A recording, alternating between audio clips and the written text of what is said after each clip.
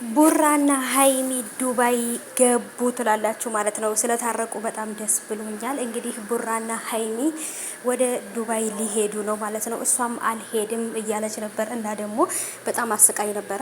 ሌላ ሴት ያቀፈውን ገላ አላቅፍም፣ ሌላ ሴት አቅፈሃል አላቅፍም እያለችው ነበር ማለት ነው። እና የእውነት ይለያል። ብቻ ግን ቡራና ሀይሚዬ አንድ ላይ ስለሆኑና ተመልሰው እንደ በፊቱ ሊሆኑ ስለሆነ በጣም ደስ ብሎኛል። እንዳያችሁት እንግዲህ በጣም ደስ የሚል ጊዜ ነበራቸው ማለት ነው። እና እሷም በጣም ነው የምትወደው ምንም ያህል ጥፋት ቢያጠፋ ራሱ ምንም አይመስላትም ማለት ነው በነገራችን ላይ። ምክንያቱም አንድን ሰው ከወደዳችሁት እስከ ምናምኑ ነው ሰምታችኋል ማለት ነው። ከጠላችሁም እንደዛው ሰምታችኋል። እና ሀይሚዬና ቡራዬ አንድ ላይ ልትሆኑ ስለሆነ በጣም ደስ ብሎኛል። ቡራ ከዚህ በኋላ ሀይሚን ባትጎዳት ደስ ይለኛል። ምክንያቱም የሴት ልጅ ልብ አንድ ጊዜ ከተሰበረ መጠገኛ የለውም ማለት ነው። ስለዚህ ቡራ በደንብ ልትጠነቀቅላት ይገባል። ሀይሚዬ በጣም ምርጥ ልጅ ናት፣ ጀግና ልጅ ናት ማለት ነው። ስለዚህ እንዳትጎዳት ማለት ነው። ዱባይ ወስዶ ሊያዝናናት ነው።